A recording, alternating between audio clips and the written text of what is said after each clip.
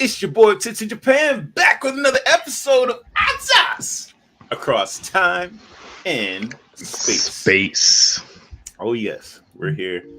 I'm joined with by my co-host, who requires no introduction, but I'm allowing to introduce himself because I always do. Ace, hit it off. You already know it's your boy Ace of Cross Culture back with another episode of ATAS. We are on episode number 77. That's it. That's what you get. 77. Woo! Out here.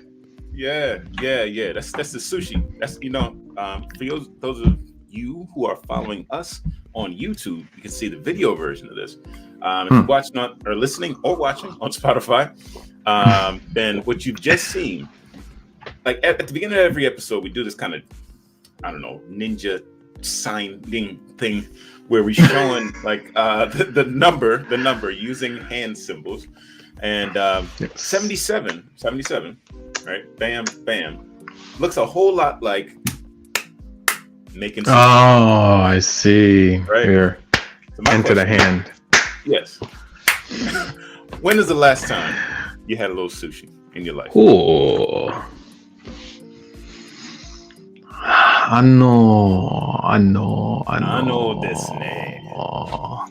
know this man. It was probably about at least 6 months ago. At least 6 months ago, and this was vegan sushi. Like I had a bento and I had some vegan sushi in it. Well, okay. Now, do vegans eat eggs? I eat eggs. Vegans don't usually. Okay. Do you count those as vegan sushi if it's tamago? Well, I'm not. Well, it wasn't. That's the thing. Oh, okay. It wasn't tamago. Was it natto? No, it's just like a meat substitute that they put and they make the sushi just like that, the rice and yeah. A meat substitute. A meat substitute. I mean, like if you were to put like shimeji mushrooms or something, like a specific mushroom type, or eggplant, you could run with eggplant. I could run with eggplant, but I don't. When I first turned vegetarian, everybody and their mother was making me eggplant, so I got really sick of it real fast. Oh, wow. Yeah. Did anybody make eggplant with pickled eggplant? Pickled? No. Yeah. But I will say, your mother, her eggplant parmesan. Oh, yes. Woo! Ooh. Yeah. Bruh. There was a problem. There was a problem. There was eggplant involved. You had squash in there.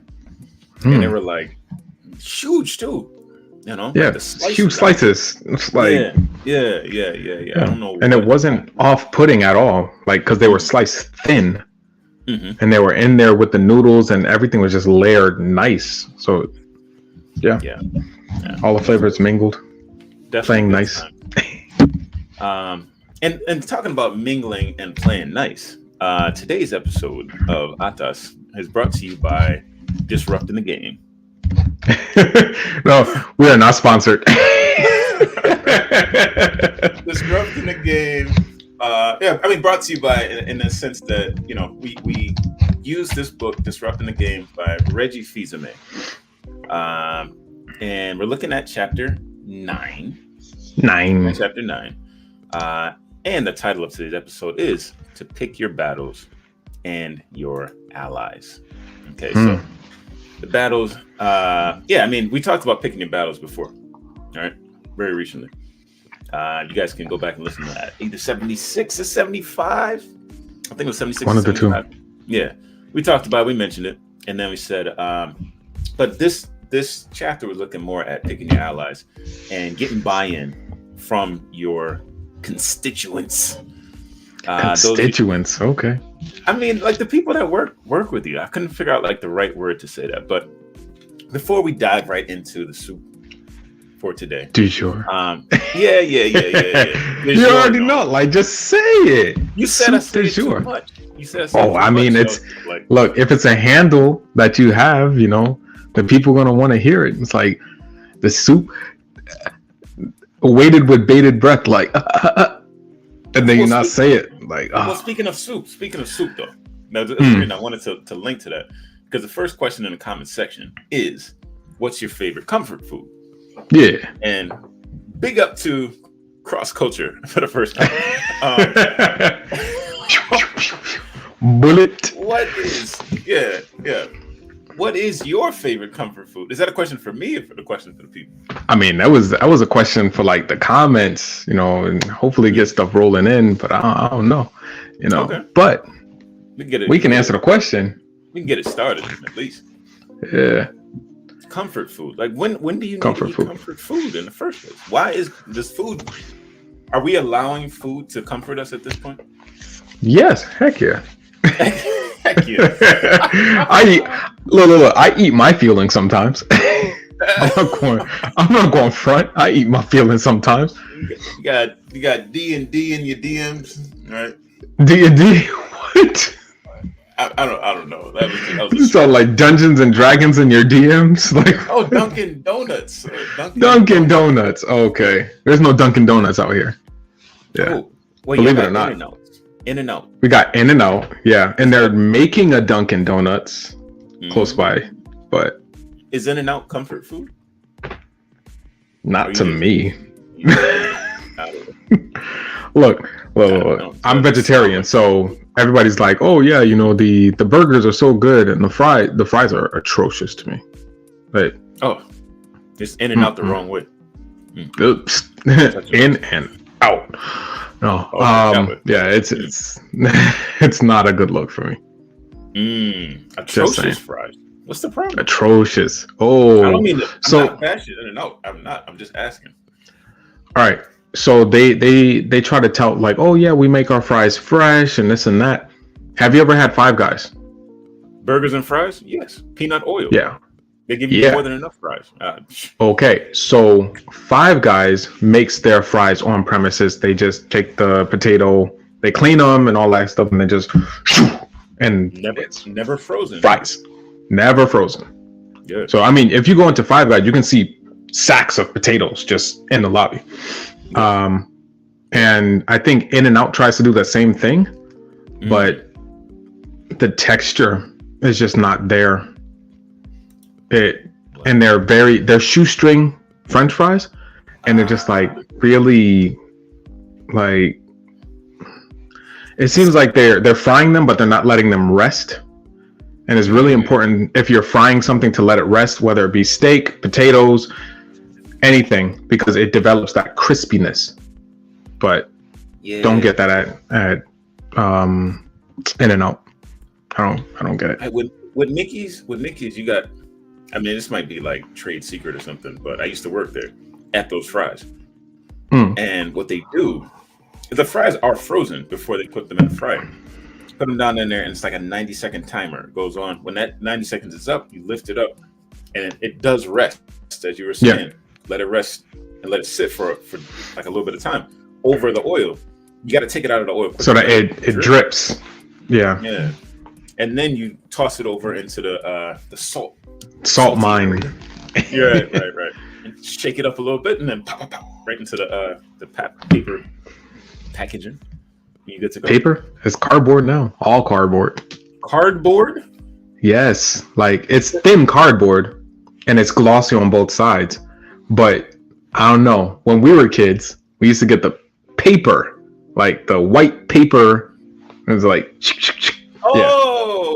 Yeah, but now even the kid size is like, it's just a smaller version of that cardboard. Like, it's tiny, but it's cardboard. My image is like a corrugated. Corrugated. No. So it's not corrugated cardboard. It's more like card stock. Like like plain card. Yeah. Okay. Yeah, something more like that. So over at In-N-Out, they only give you that. They do cardboard dishes. So a little cardboard dish. They're trying to do special. It's different. Yeah. All right, well, it's not comfort food. What is it for you? Comfort food. my comfort meal is when it's cold outside. Grilled cheese, tomato soup. And I just recently made my very first homemade tomato soup. It was pretty good. Yeah. Okay. Tomato soup. What about you? Like be a little tricky. Not as close though. It's close to that. There's a panini. Oh no. Yeah, like my mom Dukes used to make. I wouldn't even really call it a panini, but it's more like panini. It's a grilled cheese sandwich. Okay. Right? It's a melt. Yeah. Cheese and Tuna. and tomato. Oh no, but yeah. That's a grilled cheese with a tomato slice. Yeah. Oh yeah, I've done it too. I've done that too. You could do that. You could add tuna. Tuna melt. Okay. That's that right there. It's not expensive. You can make it in your kitchen. When you eat it, you can make it in your dorm room at that point too. Yes, in your dorm room, anywhere is fine. Like that is good food. And I think maybe it's the butter. I don't know if it's the butter, it's the crispiness of the bread, it's the softness of the stuff in the middle. Look. My goodness. I found out the secret to making a good grilled cheese. Mayonnaise. Oh man. Butter in the pan, mayonnaise on the bread. Yo. Mayo. That's how I make leftover Thanksgiving sandwiches. Mayo on the bread. Toast that thing. And you gotta go, like, don't rush it. Low and slow. Like, telling you, it'll change your life. It'll change your whole life. All right. Well, speaking of life changers, something's going on with our banners today. So I'm not going to be able to type what the banner is. I'm just going to have to go ahead and say it. What? Speaking of buy-in from your constituents, yeah. I mean, when you join a new team or you're trying to enlist the support of other people around you, how do you get buy-in? You know, what are the steps? How important is it to get buy-in? I mean, it could be from your team. I'm going to give you the whole question, but I want to context on it. It could be your team, or it could be from your customer, the person that you're giving services to. Help. Yeah. I feel like empathy is the most important thing when it comes to buy-in, because if I'm trying to pitch an idea, then I want the people who are buying in, I want them to feel that they're in the same space. I want them to imagine themselves in the problem area to see the solution that I'm trying to pitch. So whether that be my customers, a lot of my customers are experiencing homelessness in one way or another. I got help through that same program. The same program that I work for, I was a recipient of. So I tell them it's possible to get through this program. It's possible to get off of government assistance, and it's possible to become self-sufficient. And one of my customers that I just had an intake for, she was like, "Oh, tell me more. Tell me, you said that you were on assistance, but what were the steps? How did you get off of assistance?" So I literally had to share my whole story. Like, she was just waiting there like, "Oh my goodness, tell me more." Okay, yeah, I had a captive audience. I was like, "You can do this. This is not rocket science. This is not something super hard. I'm here to help you in your endeavor, but I'm only here to help you. I can't do it for you. But I know the steps, and I know what I had to do, and I know how to guide you the same way." Yeah. That goes far. That goes real far. Yeah. If you've been in the trenches with them, or you've been in the trenches before them, then it's more like, okay, I can listen to this person. If they, coming from a different frequency, it's like they're just blowing smoke, Yeah. Okay. Now, are other people in your same like team, do they come from like similar backgrounds? Like have they all been through it too, or do they use different techniques to get that buy-in? Well, I know that one has been in kind of similar growing up, but okay, I think everybody else has been fortunate enough to not need government assistance, to my knowledge. Okay. But I mean, they still have. Are you guys competing? Competing?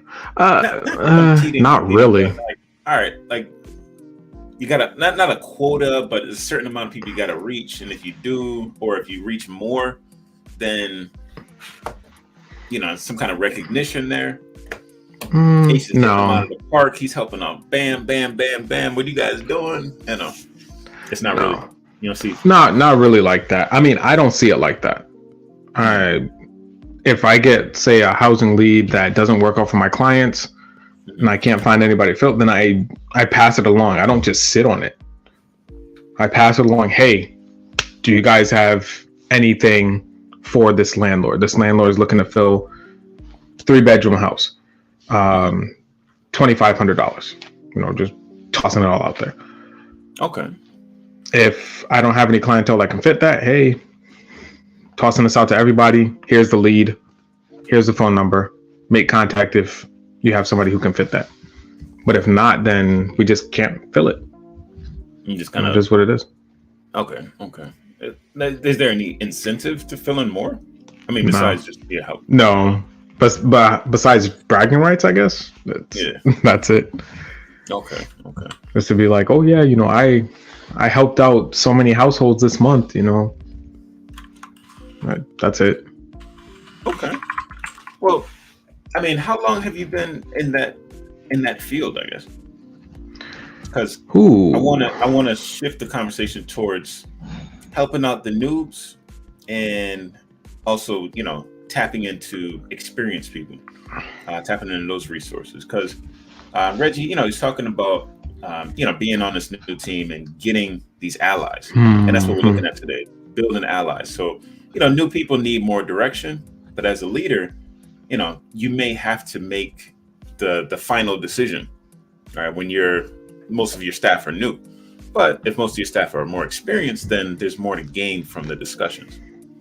So I want to look at, first up, helping the noobs out. And how long has it been since you were a noob? Since I was a noob? Yeah. It's been, I think, about 4 years, honestly. Yeah. But that's a Japanese concept. 3-4 years? Why? No. Like, to be on a job for 3 years, it's like the first year you're a complete like noob. You're learning all kinds of new stuff. You're gonna make a lot of mistakes. The second year, you're gonna be trying things out. By the third year, it's like the third cycle of going through that thing. You're pretty much experienced. You can start to help out other people who are just coming on.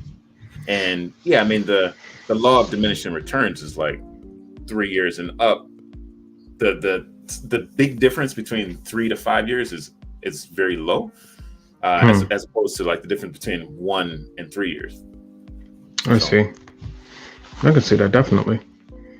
Because we have new people on our team now, and yeah, because I don't know if it's because I'm the newest one. Well, technically I am. Technically I'm not. It's a little weird. How's that work?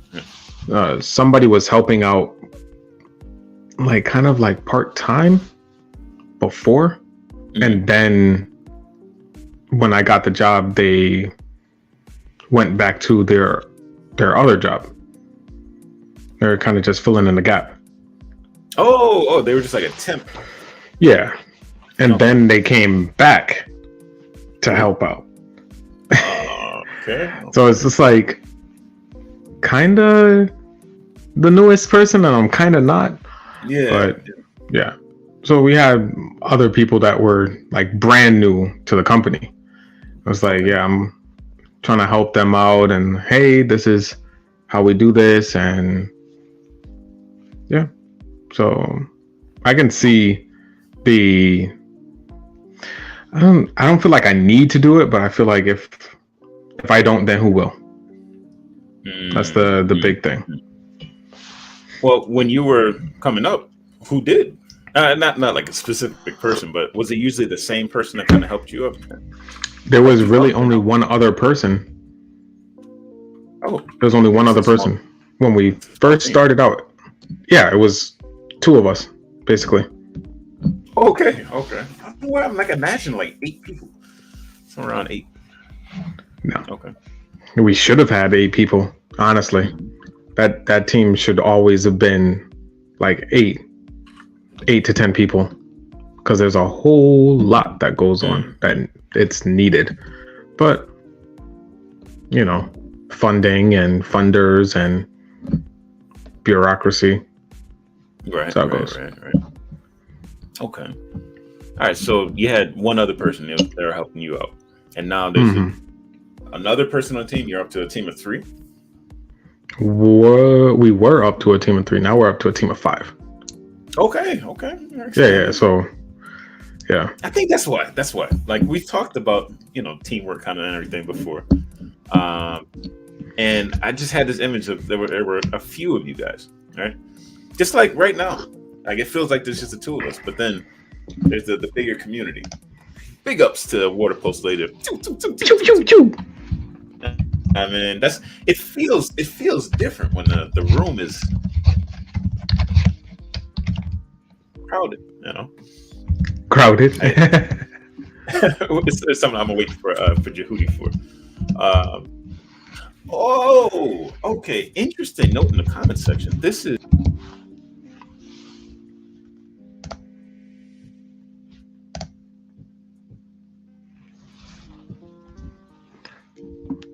I can't hear you. I don't know.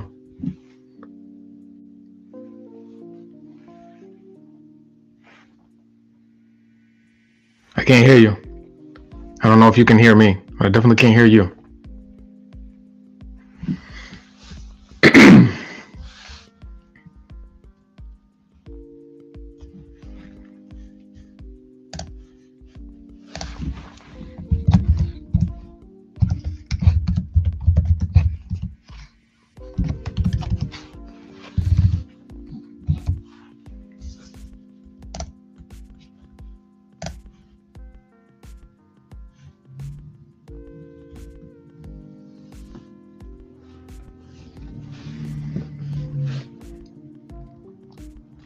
okay.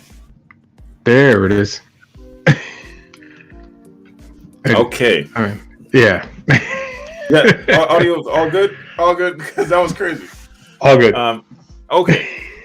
Great. Yeah, we just did like this Japanese eyeball symbol. All right. Maru. Yeah, but interestingly, y'all are still changing the times, right? I hate it. I hate it so much. Yeah. Like, what's going on? Yeah. Okay, that makes a lot of sense. But I mean, if you have that if you hit that subscribe button and you hit that bell notification and you get all the notifications, you know exactly when we go live. So get in there so the time change doesn't change you.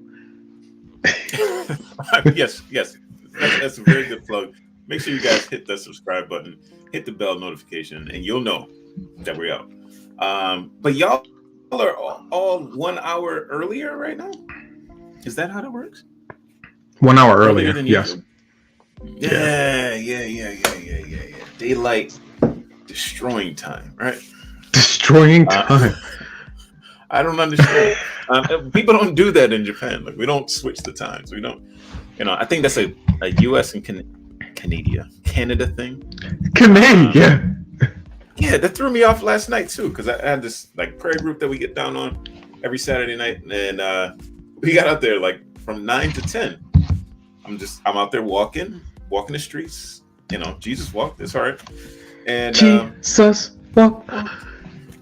And nobody's signing on. I'm like, bruh, anybody out there tonight?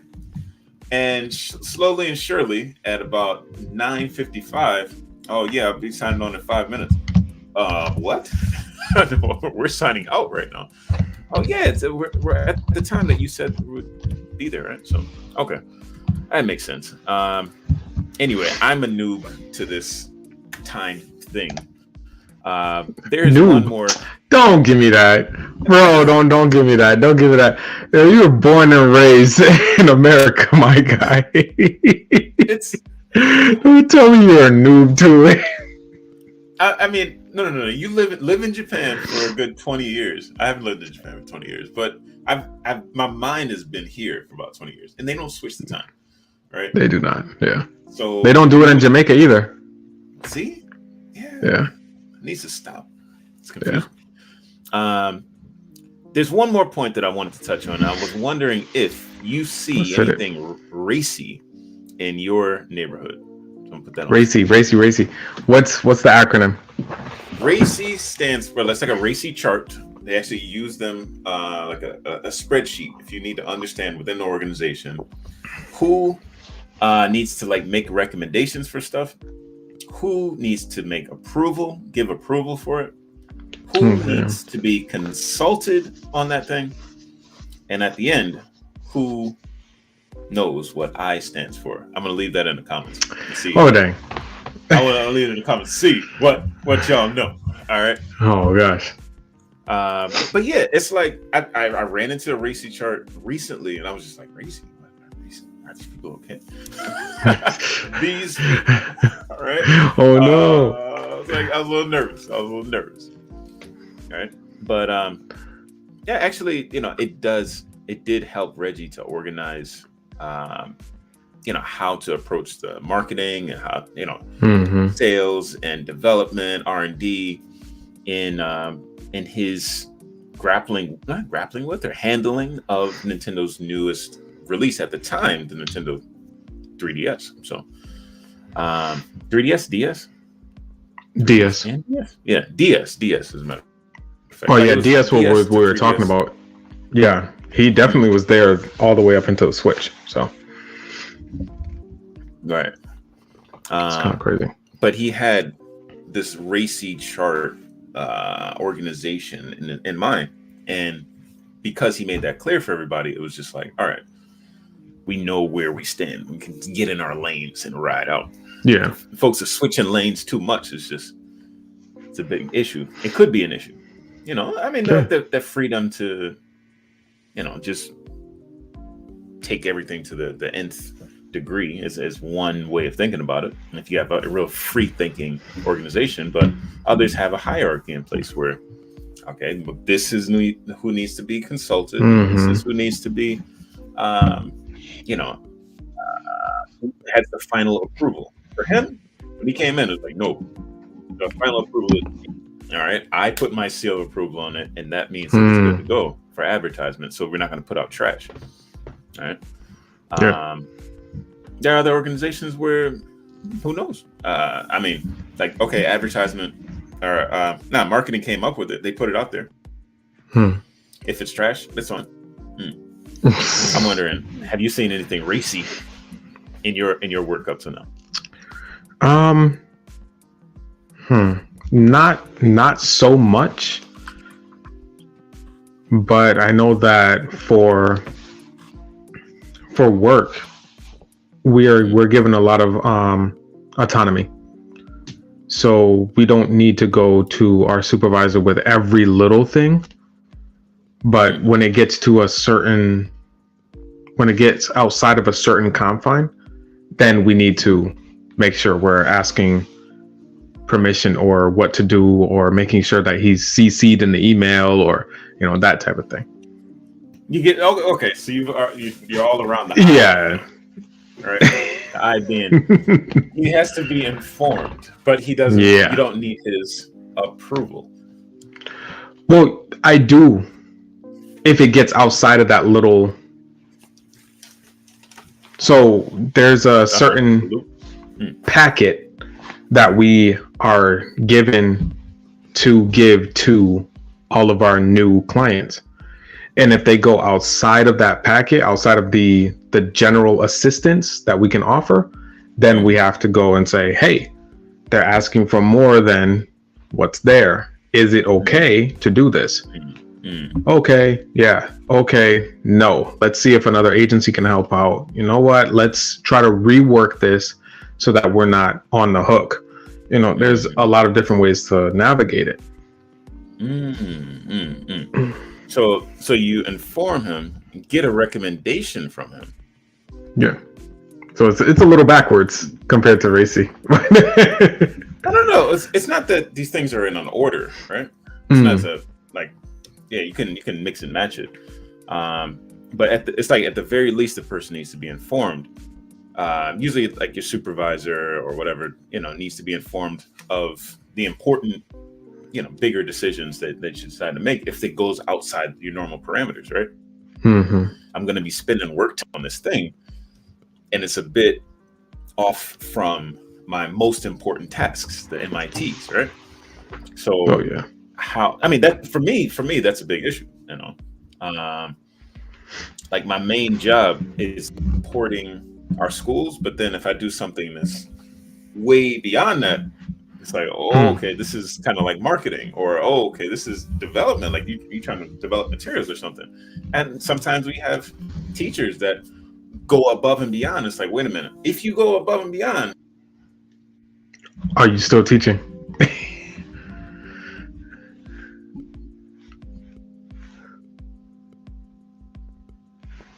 I can't hear you.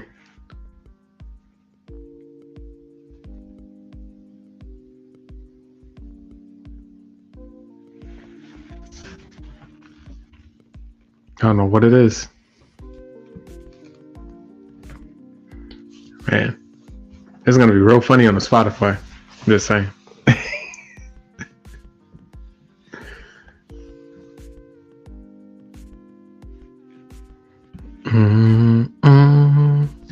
We are now experiencing some technical difficulties. Please listen to this music.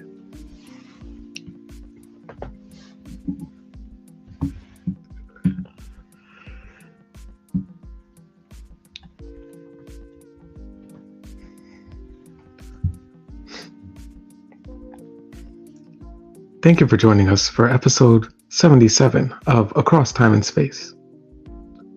Here is some music for your listening pleasure.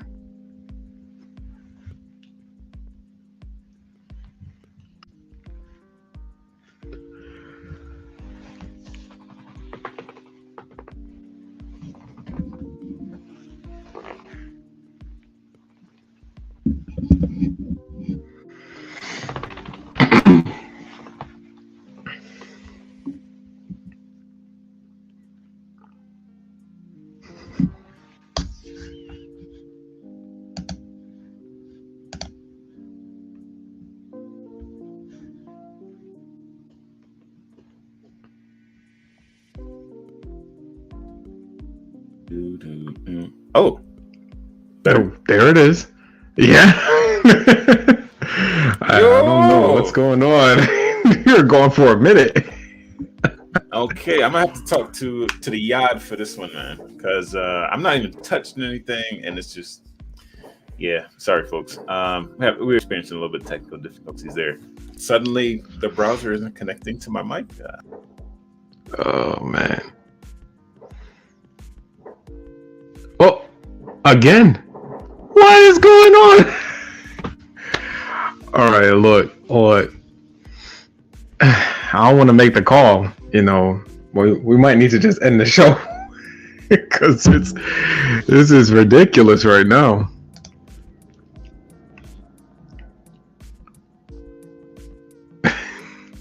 Yeah, switch over for the outro. Oh man.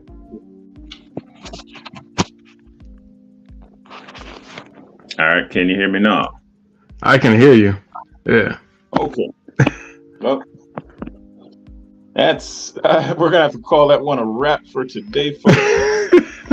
I have removed myself from the building.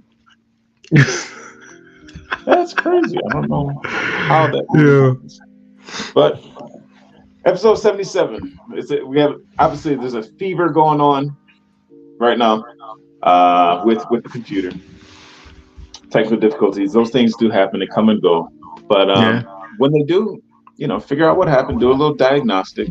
Get yourself a pen, a pad, and write it down. It's your boy TPC Japan telling you that's what it is. Ace is about to write something down. Got to get yourself a pen and pad. That's how we do it. Exactly. You know how I always say, it's your boy Ace. Wishing the best for you. Stay prayed up. Be blessed. Peace. Peace.